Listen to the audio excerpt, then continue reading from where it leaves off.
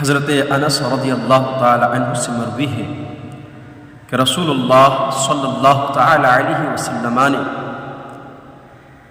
حضرت ابو ذر رضی اللہ تعالی عنہ سے فرمایا، اے ابو ذر، کیا میں تمہیں ایسی باتیں نہ بتاؤں جو نہایت کم وزن اور ہلکی ہے لیکن اعمال کے ترازو میں بہت بھاری ہے؟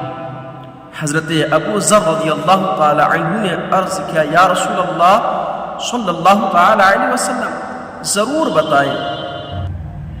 رسول اللہ صلی اللہ تعالی علیہ وسلم نے فرمایا، طول الصمت وحسن الخلق، یعنی طویل خاموشی اور خوش خلقی۔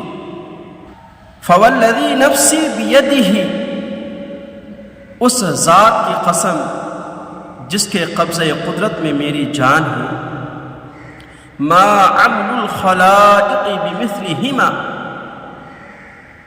یعنی ان دو خصلتوں سے بہتر مخلوق کے لیے کوئی کام نہیں ہے۔